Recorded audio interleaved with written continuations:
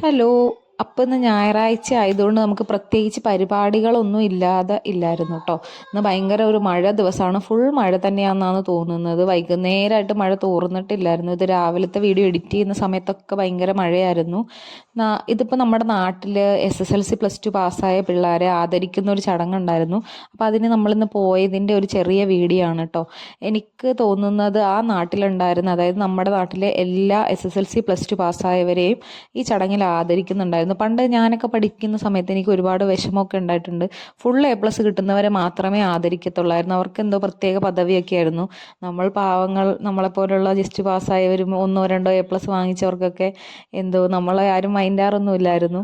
പക്ഷേ ഇങ്ങനത്തെ, അതായത് എല്ലാ കുട്ടികളെ ആദരിക്കുന്നതാണ് ഒരു കണക്കിന് നോക്കിയാൽ നല്ലത്. വേറൊന്നും കൊണ്ടല്ല, എല്ലാവരും കുറച്ചെങ്കിൽ കുറച്ച് കഷ്ടപ്പെട്ട് പഠിച്ചിട്ട് തന്നെയാണ് പാസ്സാവുന്നത്.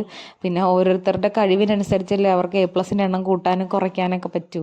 അപ്പോൾ നമ്മൾ മുന്നോട്ടാണെങ്കിലും ഇങ്ങനെയുള്ള ചടങ്ങുകൾക്കൊക്കെ എല്ലാ കുട്ടികളെ ആദരിക്കുമ്പോൾ അവർക്ക് എല്ലാവർക്കും ഒരേപോലെ ഒരു സന്തോഷമാണ് കിട്ടുന്നത്. ഇല്ലെങ്കിൽ ഉണ്ടാവുന്ന ഒരു വിഷമം നമുക്ക് പറഞ്ഞാൽ മനസ്സിലാവില്ല. ഞാനൊക്കെ വർഷങ്ങളായിട്ടും അത് മറന്നിട്ടില്ല. നമ്മളത് മറക്കില്ല, നമ്മുടെ മനസ്സിൽ അതങ്ങനെ കിടക്കും. അയ്യോ, അന്ന് അവർക്കത് കിട്ടിയില്ലോ എന്നുള്ള ഒരു ബേസിൽ ഇങ്ങനെ കിടക്കും. എനിക്കിവിടുത്തെ ഏറ്റവും ഇഷ്ടപ്പെട്ട കാര്യം എല്ലാ കുട്ടികൾക്കും ഇവിടെ ഷീൽഡൊക്കെ ഉണ്ടായിരുന്നു എന്നുള്ളതാണ്. പിന്നെ നമ്മുടെ ഏറ്റവും തൊട്ട അയൽവാസിയും നമ്മുടെ ഒരു സുഹൃത്തുമായ ചേട്ടനാണ് വൈക്കം ബാസി ചേട്ടൻ. ചേട്ടൻ്റെ പേരിൽ എവിടെ ചെന്നാലും നമ്മളോട് ആരെങ്കിലൊക്കെ അന്വേഷിക്കാറുണ്ട്, ചേട്ടനെ അറിയോ, ചേട്ടൻ്റെ അടുത്താണോ എന്നൊക്കെ. ചേട്ടന് മികച്ച ഹാസ്യതാരത്തിനുള്ള ടെലിവിഷൻ അവാർഡ് കിട്ടിയായിരുന്നു. അപ്പോൾ ചേട്ടനെയും ഇവിടെ ആദരിക്കുന്ന ഒരു ചടങ്ങുണ്ടായിരുന്നു കേട്ടോ. അപ്പോൾ ചേട്ടനും ഒരു ചെറിയ ഷീൽഡും പൊന്നാടയൊക്കെ അണിയിച്ചു. ചേട്ടൻ നമ്മൾ ഈ ടെലിവിഷനിൽ കാണുന്ന പോലത്തെ ഒരാളൊന്നുമല്ല, എൻ്റയർലി ഡിഫറൻ്റ് ആയിട്ടുള്ള, വളരെ ഫ്രണ്ട്ലി ആയിട്ടുള്ള ഒരാളാണ്.